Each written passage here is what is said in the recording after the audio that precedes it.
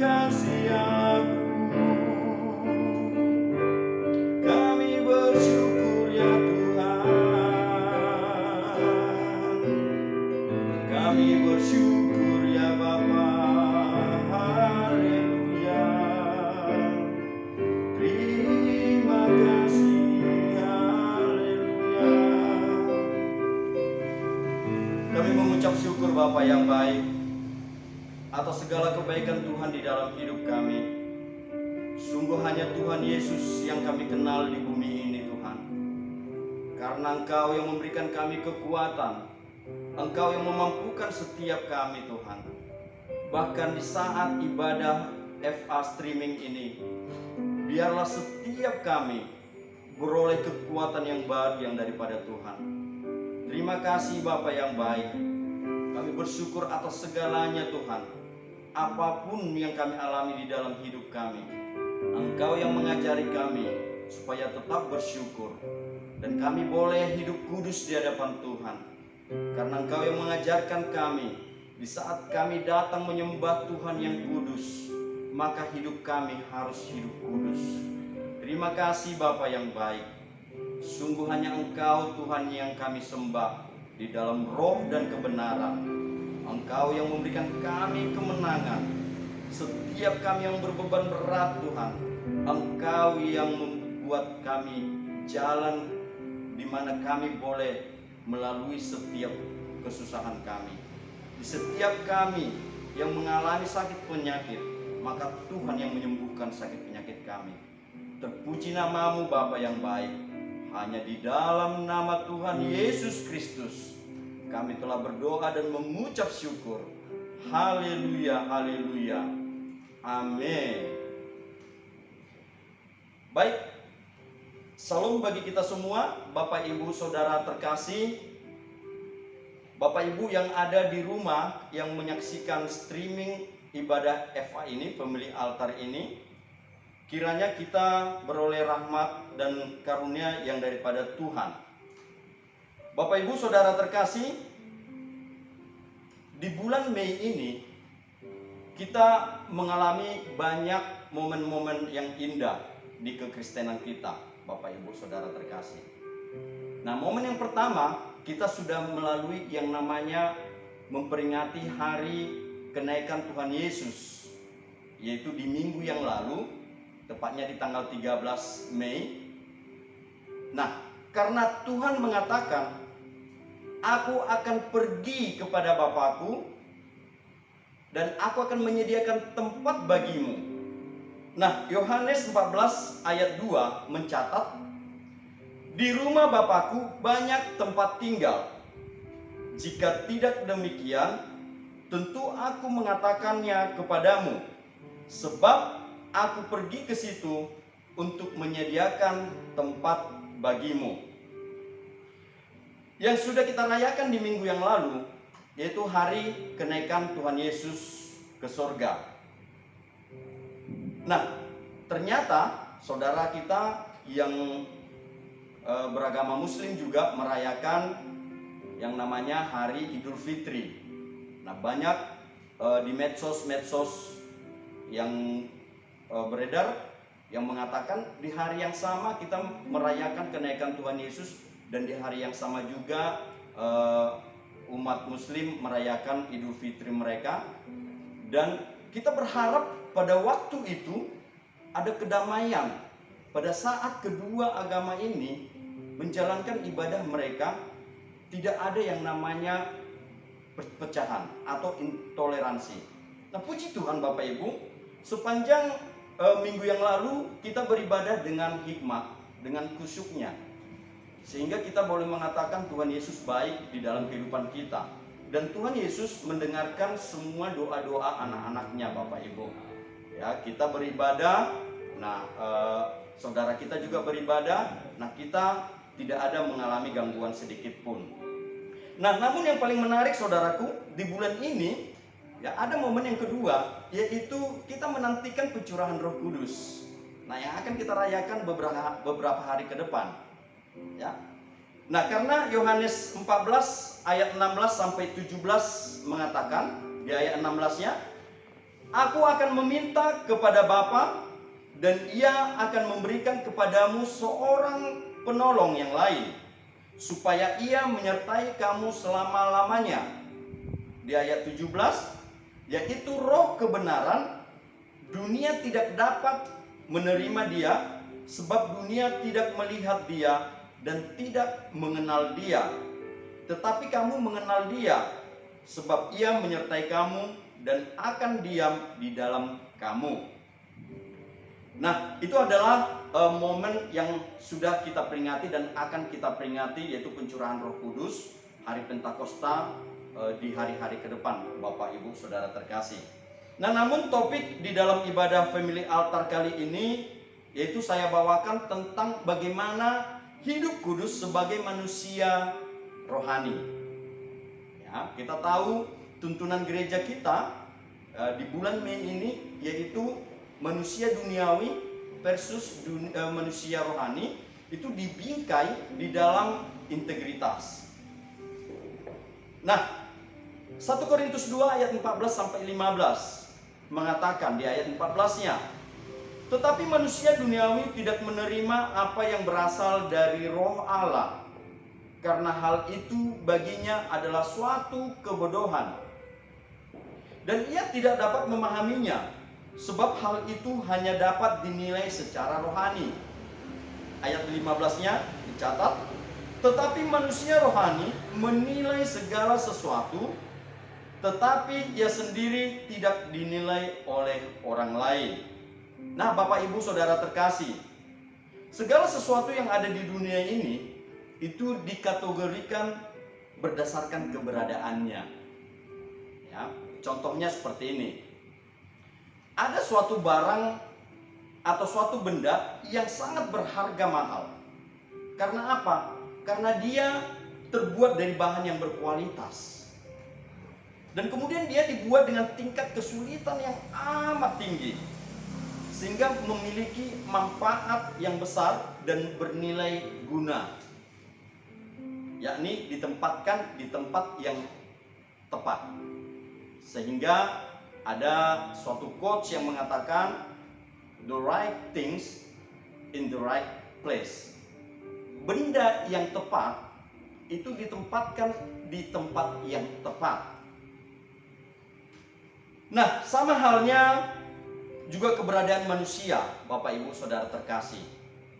Ditinjau dari sudut keberadaannya, ya, dari sudut kerohaniannya, maka manusia itu dikategorikan di dalam dua bagian, Bapak Ibu. Yang pertama adalah manusia duniawi, dan yang kedua adalah manusia rohani. Nah, ayo kita bahas sedikit tentang manusia duniawi dan manusia rohani, supaya nanti boleh kita bawa ya menuju ke topik yang akan kita bahas, yaitu masalah kekudusan, Bapak Ibu.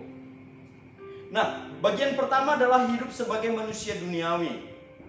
Manusia duniawi adalah orang yang belum mengalami kelahiran baru di dalam Kristus, yang hidupnya itu selalu diperbudak oleh kedagingan dan hawa nafsunya.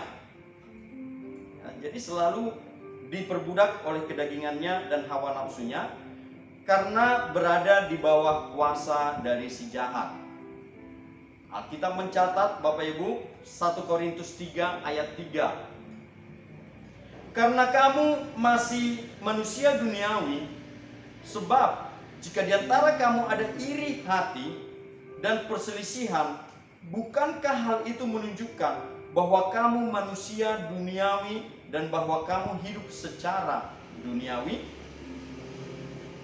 Dan Alkitab juga mencatat dalam Galatia 5 ayat 17 dan ayat 19 sampai 21. Ayat 17 demikian bunyinya, sebab keinginan daging berlawanan dengan keinginan roh, dan keinginan roh berlawanan dengan keinginan daging, karena keduanya bertentangan, sehingga kamu setiap kali tidak melakukan apa yang kamu kehendaki.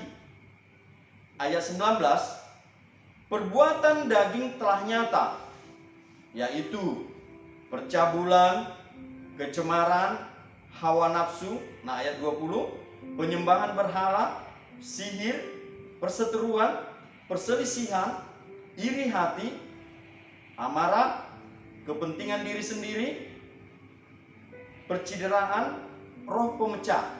Bahkan di ayat 21 dikatakan kedengkian, kemabukan, pesta pora dan sebagainya. Terhadap semuanya itu kuperingatkan kamu seperti yang telah kubuat dahulu, bahwa barang siapa melakukan hal-hal yang demikian, ia tidak akan mendapat bagian dalam kerajaan Allah. Itulah sebabnya mereka disebut sebagai orang duniawi, Bapak Ibu. Karena hidup mengikuti pola dunia sepenuhnya, sehingga mereka menolak hal-hal yang berasal dari roh. Nah, manusia duniawi tidak menerima apa yang berasal dari roh Allah, karena asal baginya adalah suatu kebodohan. Dalam 1 Korintus 1 ayat 18a mengatakan, ya, dicatat di dalam Alkitab, 1 Korintus 1 ayat 18a, sebab pemberitaan tentang salib memang adalah kebodohan bagi mereka yang akan binasa. Dan di dalam Matius 15 ayat 8 sampai 9 juga mencatat, ayat 8, bangsa ini memuliakan aku dengan bibirnya, padahal hatinya jauh daripadaku. Ayat 9, percuma mereka beribadah kepadaku, sedangkan ajaran yang mereka ajarkan ialah perintah manusia. Nah, mereka akan hidup dengan bersandar kepada pengertian dan kekuatan mereka sendiri, sebab tidak ada Roh Kudus yang memimpin hidup mereka, Bapak Ibu. Nah, itu adalah bagian daripada kehidupan duniawi. Jadi setiap orang yang tidak dipenuhi dan tidak mau dipimpin oleh Roh Kudus, maka mereka akan masuk di dalam kategori manusia duniawi. Nah, sementara kategori kedua, ya, yaitu hidup sebagai manusia rohani, yakni mereka yang sudah menerima kelahiran baru di dalam Kristus, Bapak Ibu Saudara terkasih. Ketika seseorang dengan iman mereka menerima keselamatan daripada Yesus, maka mereka akan mengalami kelahiran baru. Dan mereka akan selalu mengatakan di dalam kehidupan mereka, apapun yang mereka lakukan, itu mereka akan selalu memandang kehidupan itu dari segi rohani. Karena Alkitab mencatat di dalam Yehezkiel 36 ayat 26 sampai 27, ayat 26 berbunyi demikian, kamu akan kuberikan hati yang baru dan roh yang baru di dalam batinmu, dan aku akan menjauhkan daripadamu, dari tubuhmu, hati yang keras, dan kuberikan kepadamu hati yang taat. Ayat 27, rohku akan kuberikan diam di dalam batinmu, dan aku akan membuat kamu hidup menurut segala ketetapanku, dan tetap berpegang pada peraturan-peraturanku dan melakukannya. Nah, Bapak Ibu Saudara terkasih, sebagai manusia rohani, maka ia akan senantiasa berpikiran rohani, Bapak Ibu, dan selalu memandang segala sesuatu itu dari sudut pandang rohani, dan selalu mau tunduk kepada pimpinan Roh Kudus. Jadi langkah awal bagi setiap orang untuk dapat masuk ke dalam dimensi baru sebagai manusia rohani adalah dengan percaya kepada Kristus sebagai Tuhan dan Juru Selamat hidupnya. Nah, sebagai orang percaya kita masuk dalam kategori manusia rohani, yaitu kita anak-anak Tuhan yang selalu mau dan rindu selalu merenungkan firman Tuhan siang dan malam. Nah, sudah seharusnya kita menunjukkan kualitas hidup kita yang ya, yang rohania, dan bukan kehidupan yang duniawi lagi, Bapak Ibu. Nah, sehingga Bapak Ibu, sebagai tema kita yang sudah saya katakan tadi, yaitu hidup kudus sebagai manusia rohani. Nah, di mana Tuhan mengatakan jagalah kekudusanmu. Jagalah kekudusan hidupmu sebagai manusia rohani yang telah dipelihara. Karena Alkitab mencatat di dalam Ibrani 12 ayat 14, berusahalah hidup damai dengan semua orang dan kejarlah kekudusan. Sebab tanpa kekudusan tidak seorang pun akan melihat Tuhan. Nah, jadi kita diajarkan supaya hidup kudus, supaya kita bisa melihat Tuhan dan mendengar suara Tuhan. Sehingga saya boleh mengatakan dan mengajak kita semua, Bapak Ibu Saudara terkasih, untuk anggota Family Altar, dimanapun Bapak Ibu berada, mari kita kejar kekudusan kita. Dan kita jaga kekudusan kita, supaya kita bisa melihat Tuhan di dalam hidup kita. Dan senantiasa kita bisa mendengar suara Tuhan. Nah, setiap kita, saya rasa, akan mengalami perjumpaan dengan Tuhan. Di saat kita membuka hati kita, di saat kita mau hidup kudus di hadapan Tuhan, maka Tuhan akan mau berjumpa dengan kita, Bapak Ibu. Hidup damai dengan semua orang dan kejarlah kekudusan hidup kita sebagai anak-anak Tuhan. Sebagai anggota FA yang mau bertumbuh dan yang mau tetap dipelihara oleh Tuhan, kehidupanmu dan kehidupan saya, maka kita harus tetap menjaga kekudusan hidup kita, Bapak Ibu. Dan saya berharap supaya kita mengalami multiplikasi di dalam FA kita. Ada banyak FA yang baru yang akan Tuhan berikan penuaian jiwa-jiwa bagi kita. Terlebih di akhir zaman ini, Bapak Ibu, mari sama-sama kita jaga hidup kudus di hadapan Tuhan. Karena kita tahu kita adalah orang-orang manusia rohaniawan, ya, rohani yang hidup di dalam kerohanian. Ya, saya berharap dengan ibadah FA streaming kali ini, maka anggota FA bertumbuh lebih lagi.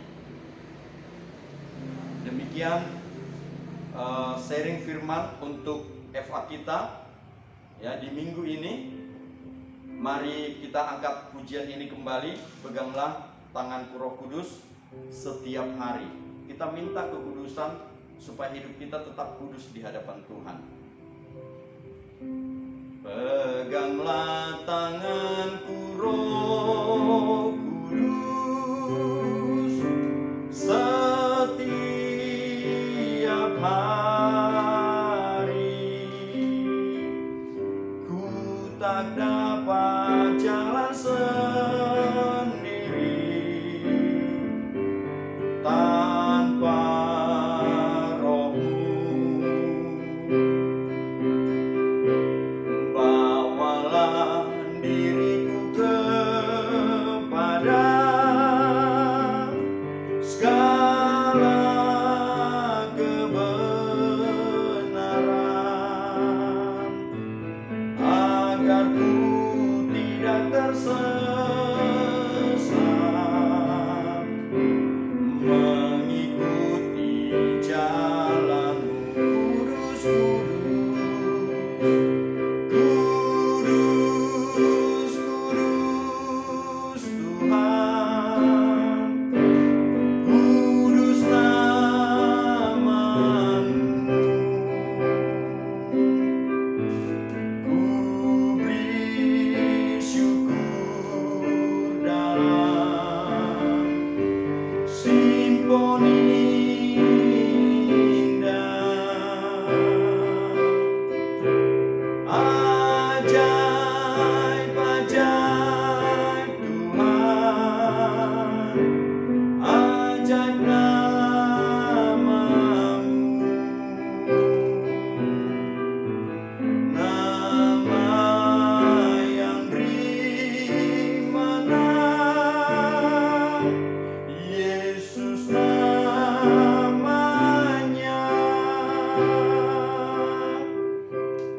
Terima kasih Bapa yang baik, jikalau hari ini kami boleh menyelesaikan streaming ibadah Family Altar kami. Biarlah Roh Kudus yang selalu menuntun hidup kami, yang mengajari kami supaya tetap hidup kudus di hadapan-Mu Bapa. Terima kasih atas penyertaan-Mu, karena kami tahu dengan selalu mengikuti ibadah, maka kami akan selalu terbangun dan roh kami akan selalu diperbaharui dengan kekuatan Roh Kudus. Terima kasih Bapa yang baik. Terima kasih Bapa.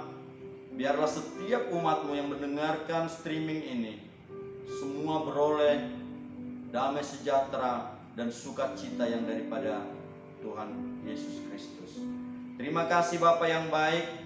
Hamba-Mu selesai berbicara, tetapi firman-Mu akan selalu bekerja dan Roh Kudus akan selalu bekerja bagi setiap umat-Mu yang mau mendengarkan firman Tuhan. Terima kasih Bapa yang baik. Kami mengucap syukur dan di dalam nama Yesus Kristus kami telah mendapat damai sejahtera. Haleluya, haleluya. Amin.